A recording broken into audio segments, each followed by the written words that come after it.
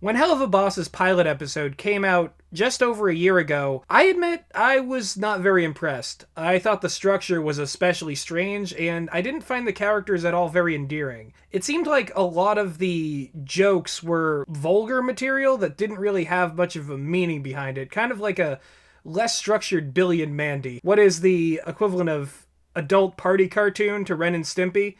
Anyway, having now seen the 2 episodes that have come out of Helluva Boss proper, I can now say that there's a lot more potential to this show than I initially thought.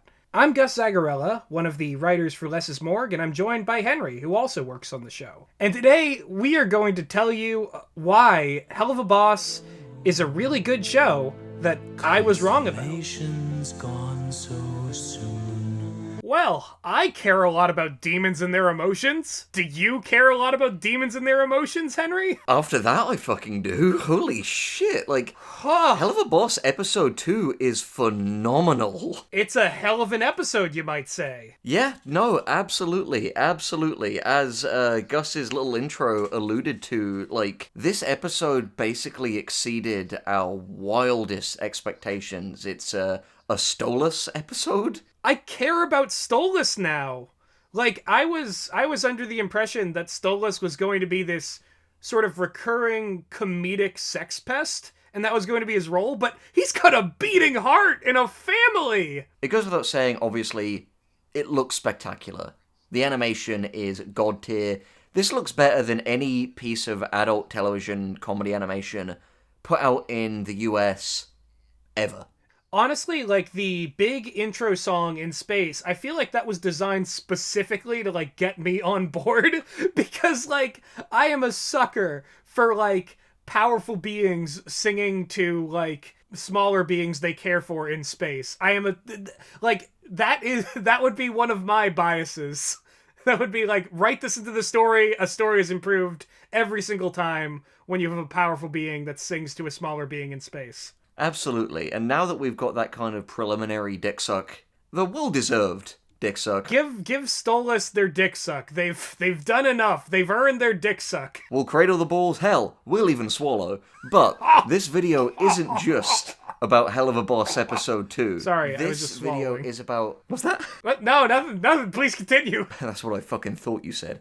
This video is about Helluva Boss as a whole and why we've gone from not really expecting much of it on the pilot to frankly being enamored by it by episode 2 of like the full series. And essentially the plan today is we're going to go straight from the beginning, talk about the pilot, talk about episode 1, Murder Family, and then go back to episode 2, Loo Loo Land, and discuss it in much more depth from a writing perspective. That's, like, the real takeaway here. Obviously, this was beautiful. Animators, deserve more credit and respect for what they do.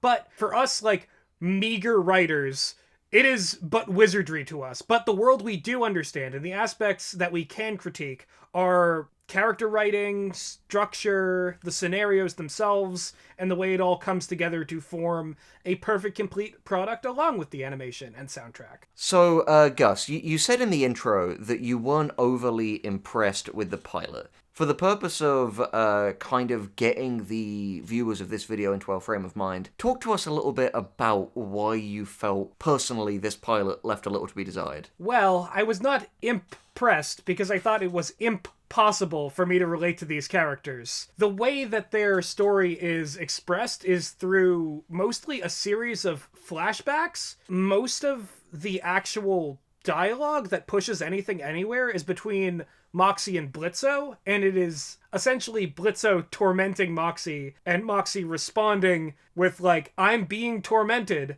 but it stays at 11 the whole time. It doesn't really go anywhere. We honestly found that the pilot for Helluva Boss, to us, had some similar issues to the pilot of Hazbin Hotel. It was something where it felt a little scattershot narratively, like there was a little too much going on, the pacing was kind of strange, and as a result, like, you really don't get a sense for what the show is going to be. Yeah, and again, I have to note the incomprehensible structure of this. There's one particular beat that still baffles me because I've only seen it in 2 other pieces of media, and it's when they're doing the montage where Blizto is like, this is why we keep Luna around, but in the montage of Luna moments, they have a secondary flashback that goes into how Blizto got the book, which is the conceit of the whole show, how they can get to the human world, and introduces Stolas in the middle of this, like, montage, and it is especially jarring. The only two other places I've seen that happen were, as I mentioned, D-War, which is the first movie I ever reviewed on this YouTube channel, and Batman v Superman, which... Not great company to keep. Enough said. But yeah, essentially, to kind of finish this section, our problem with the Helluva Boss and Hazbin Hotel pilots, and why we were perhaps, from a writing perspective, not as wowed as we could have been, is that it lacked this kind of structural focus and pacing that allowed the pilots to get the most out of their characters. This is actually a really good segue onto Murder Family, because Murder Family is the first episode that, again, proved us wrong about having doubts about the future of Helluva Boss, and personally gave me a huge amount of hope for the direction A24's TV adaptation of Hazbin Hotel is going to take. I remember being very worried about Moxie being this, like, as TV tropes would put it, butt monkey, where he's just kind of the punching bag for Blizto, who is the real star of the show. But because he's got such inherent pathos in his character,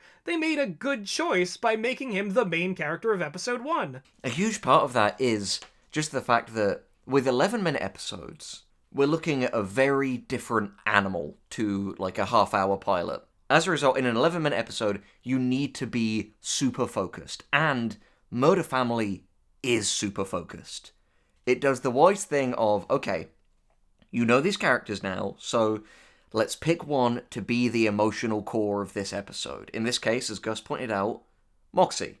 Because we introduced in his very first interaction, Moxie is a little bit more, like, principled than the rest of the Imp team.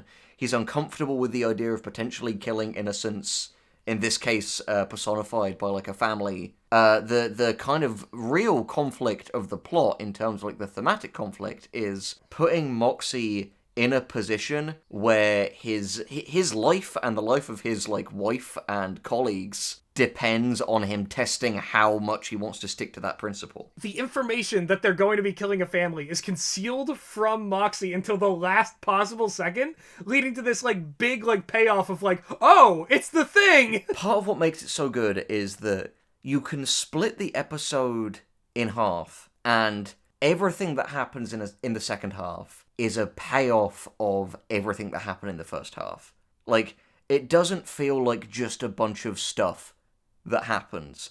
It's an actual 3-act structure with this genius second act reversal revealing that the family are murderers and not, like, an innocent family, and revealing the double entendre of the title. It also just, like, clearly sets up, and Blitz confirms this later in a comedic moment, getting shot is a problem. It's good to establish that your demons can die from gun wounds, because that makes your show about demons who are going to get in gunfights a lot more high stakes. It's all the more strong for having, like, simultaneously great comedic chops, but not skimping on the, like, genuinely, like, well-written and planned dramatic elements. Boy, and speaking of dramatic elements... Yes! Loo Loo Land is the episode where I was like, okay, I care about Stolas, I care about Blizto.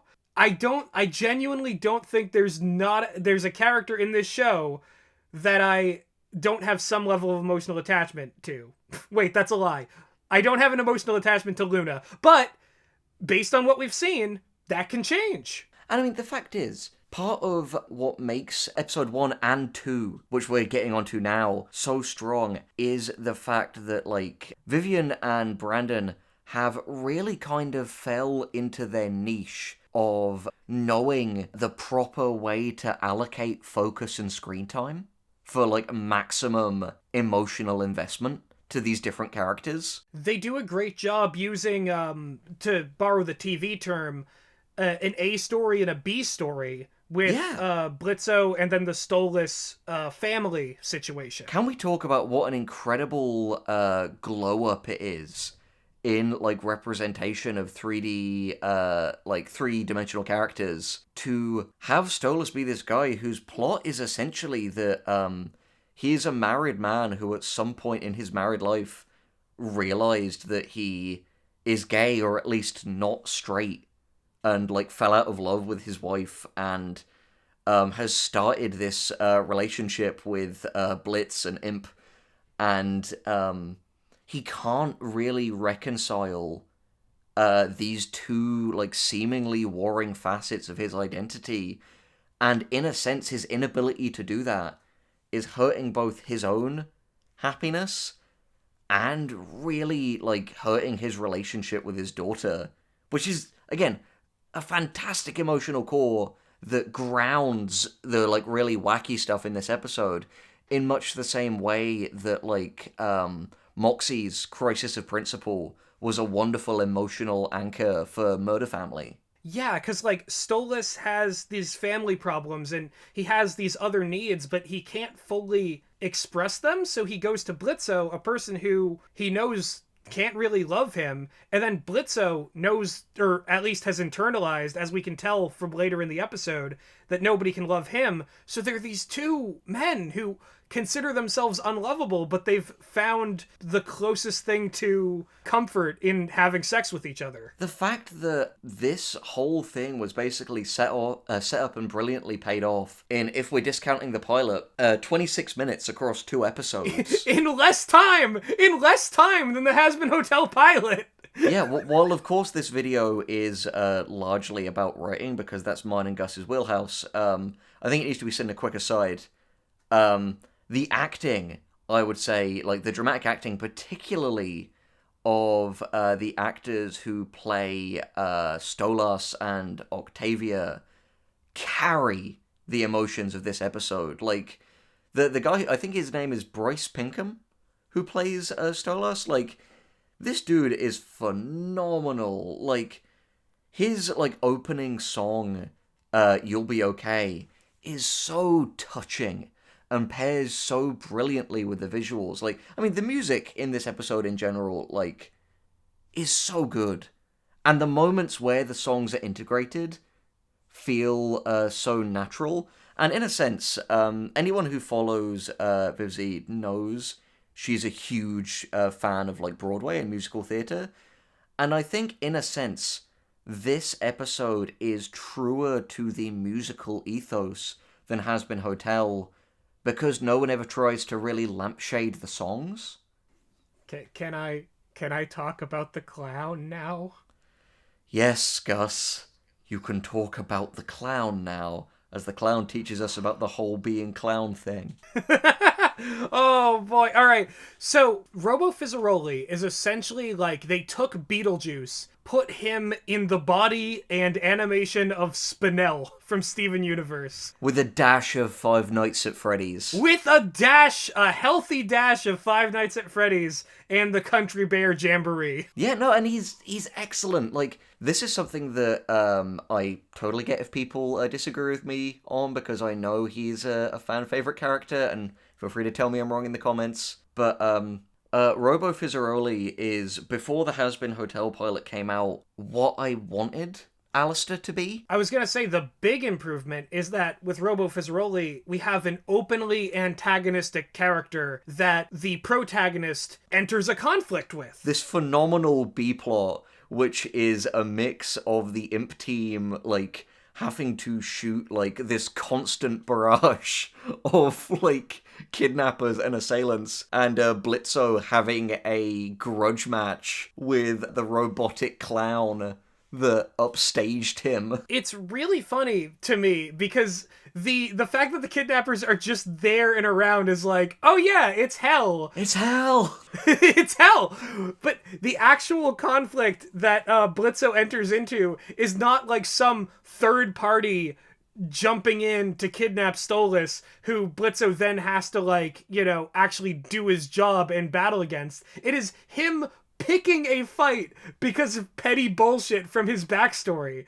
And that, to me, informs a strong character psychology. Yeah, absolutely, absolutely. I think, honestly, Blitz is a character who, in the pilot, I was ready to write off as just, like, kind of the, like, sticky dickhead, like...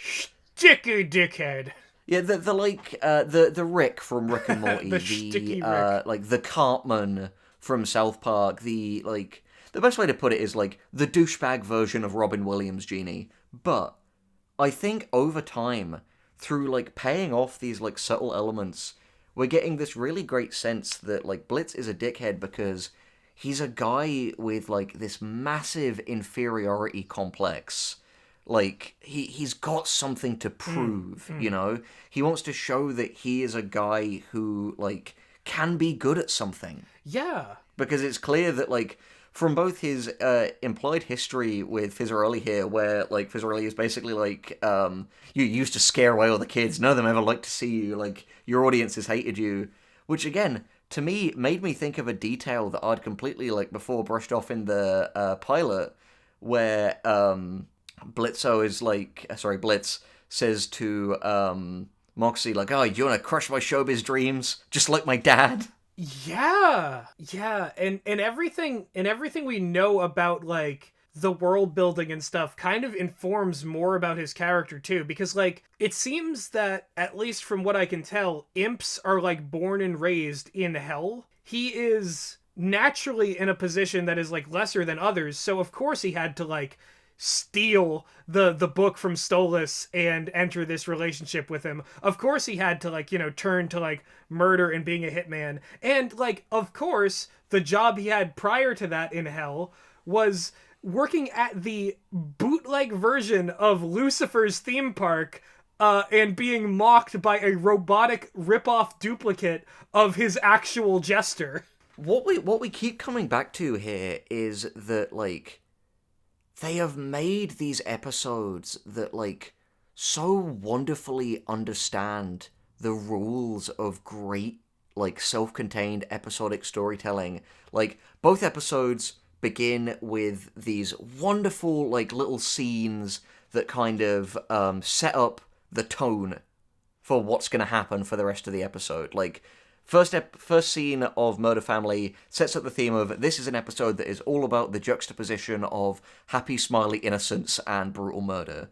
This next one is like, okay, clearly we're having a more emotional episode here. This is about this family, and by the end, you get a sense of, like, not that they've just waved away the issues, but that, like, work on these issues is starting, and that we can look forward to more of this arc in future episodes. Like, that last bit where Stolas and Octavia are on the ride together, and Stolas is like, just, I don't have the words to explain what I'm going through right now, and, like, basically I'm really sorry that I can't, you know, be the dad you need me to be, is genuinely touching. Like, that is an earned dramatic moment that to me is infinitely, like, that means to me infinitely more than what I would call a similar moment in the Hazbin Hotel pilot, which is when Charlie leaves the voicemail for her mom on the phone outside the hotel, because we've gotten to this point where we've seen Stolas as this, like, funny, goofy, weird perv guy, then we meet him as a human, and then, boom, by the end of that, you're like, shit, this is, like, a damaged guy who wants to do better, but is having trouble. What really clinches the scene is the fact that it is a two-way conversation with characters who have very clear wants and desires from the other, but, like, can't quite meet in the middle.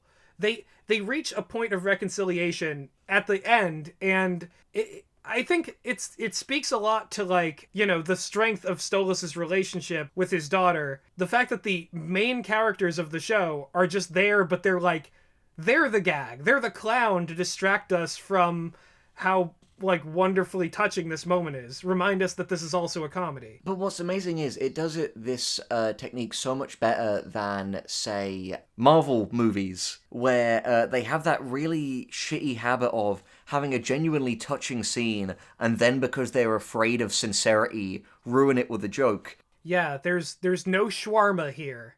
There's no shawarma. It's all genuine.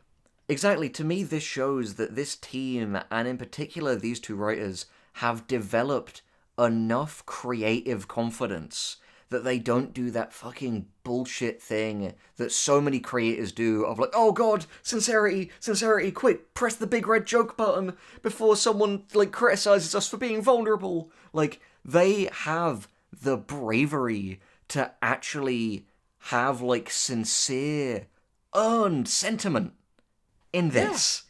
Yeah. And for me, that's like, okay, well, now I know that these characters are going somewhere. I mean, that's the thing. Like, what I'm genuinely impressed with is that, like, I think, yes, like you said earlier, it's very likely that it will probably be either a Millie or a Luna focused episode. I want a Millie and Moxie relationship episode. They seem so sweet together, honestly. Yeah, I'm a Helluva Boss fan now.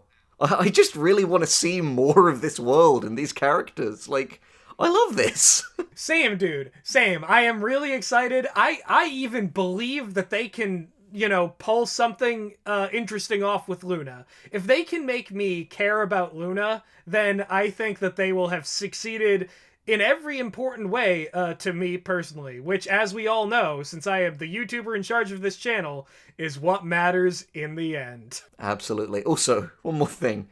Can we talk about the fucking insanely quick turnaround time for this level of quality? Yeah, it sure is. Gus and I are bona fide experts on a show called Wander Over Yonder that we know for a fact that Vivzi is a huge fan of.